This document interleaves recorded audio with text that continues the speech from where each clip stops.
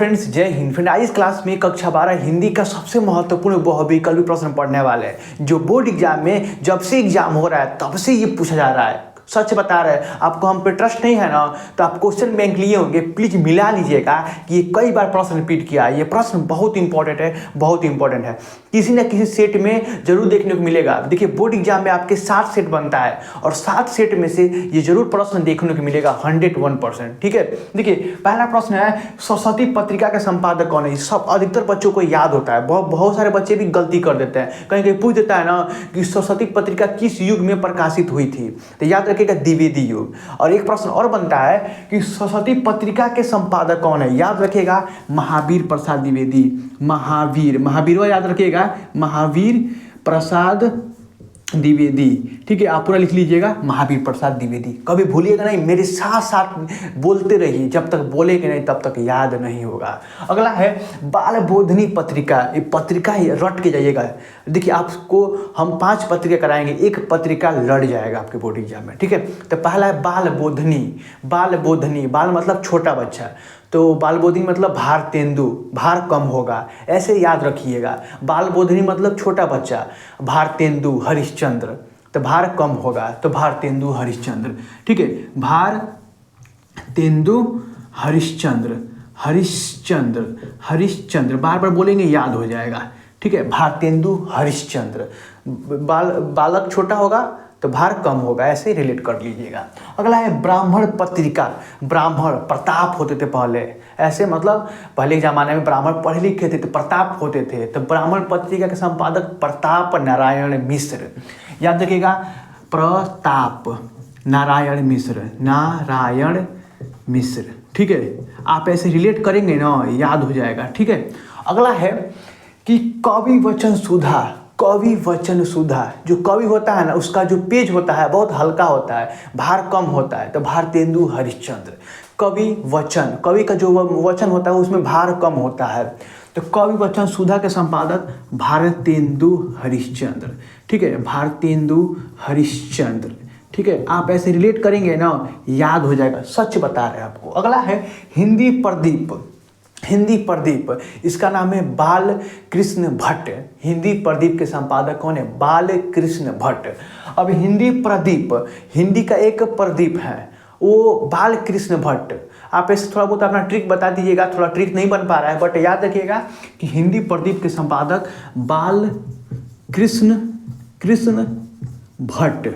ठीक है, भट्ट। ठीक है, आप ऐसे रिलेट कर लीजिएगा।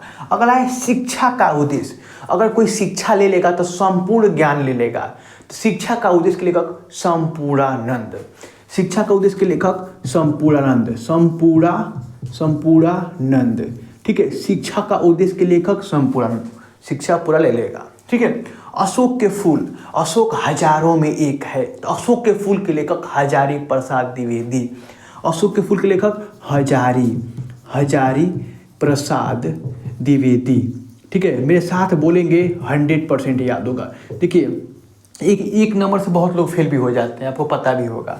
ठीक है, आवारा मसीहा। आवारा जो विष्णु भगवान थे ना, अब ऐसे मत गलत मत लीजिएगा, थोड़ा मतलब इधर उधर थोड़ा बहुत लोगों को मतलब देखते थे बैठ के क्या कर रहा है, आप देखे होंगे नाक पर बैठ के, आवारा मसीहा।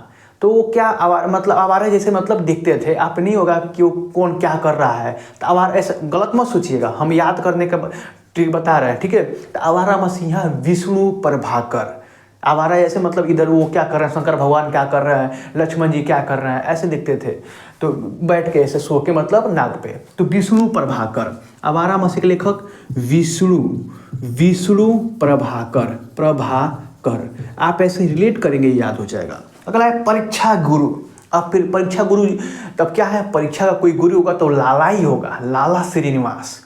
तब परीक्षा का कोई गुरु होगा तो कोई लाला ही होगा, परीक्षा का कोई गुरु होगा तो कोई लाला ही होगा, तो परीक्षा वो लाला होगा, तो लाला श्रीनिवास दास। ठीक है, लाला श्रीनिवास दास। ठीक है, आप ऐसे रिलेट करेंगे, याद हो जाएगा। अगला है कलम का सिपाही। अब कलम अमृत लगा के, पहले बहुत ज़माने में मतलब स्याही बोलते, बहुत लोग अमृत बोलते थे, तो अमृत लगा के लिखते थे कलम के सिपाही, तो अमृत लगा के लिखते थे, तो अमृत राय, अमृत लगा के लिखते थे अमृत राय। अमृत राय पहले के जो महर्षि थे, अमृत राय, कलम के सिपाही अमृत राय। ठीक है, अगला है भारत की एकता। अभी आपके चैप्टर में आपको रटा होना चाहिए, जैसे ट्रिक याद करवाया है वासुदेव अग्रवाल का रचना याद करने का ट्रिक, प्रभा काम कर। ये ट्रिक आप नहीं देखिए, यूट्यूब पर सर्च कीजिएगा वासुदेव अग्रवाल का रचना याद करने का ट्रिक, तो मेरा वीडियो पहले आइएगा, देख लीजिएगा। तो भारत की एकता के लेखक कौन है? वासुदेव शरण अग्रवाल, वासुदेव शरण अग्रवाल। और एक आपको क्वेश्चन देंगे, उसका जवाब देखते हैं कितने लोग देते हैं। ठीक है, ये अभी हाल ही फिलहाल में पूछा हुआ प्रश्न है।